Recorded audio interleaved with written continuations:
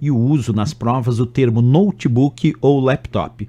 Um notebook funciona de fato como um computador muito portátil que permite, claro, transporte fácil para diferentes lugares, isso em comparação ao desktop tradicional, que os itens não são integrados. No caso do laptop ou do notebook, esses itens são mais integrados, como o monitor, o teclado, o dispositivo apontador, que é o touchpad, que tem na maioria desses notebooks ou laptops, né?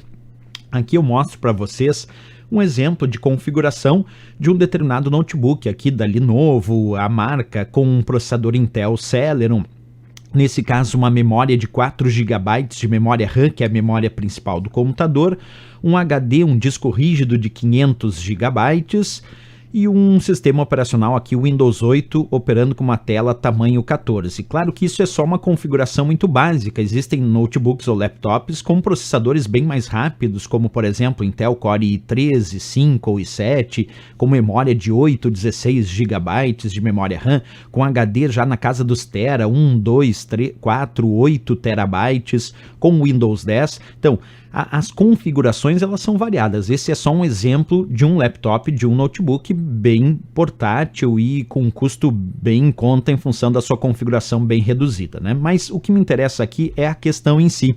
Olha essa questão que diz: quando se verifica na especificação de um microcomputador ou notebook o nome Intel Core i7, que não era o caso do que eu mostrei ali era um Intel Celeron, aí ele está falando de um Intel Core i7. A referência está sendo feita ao seguinte componente de hardware: letra A, cache; letra B, flash RAM; letra C, placa de vídeo; letra D, microprocessador; ou a letra I, coprocessador aritmético. Bem, pessoal, sempre que ele citar Intel Core i7, i3, i5 e até i9, isso é um microprocessador ou simplesmente processador do computador, que está descrito aqui na letra D de Dinamarca.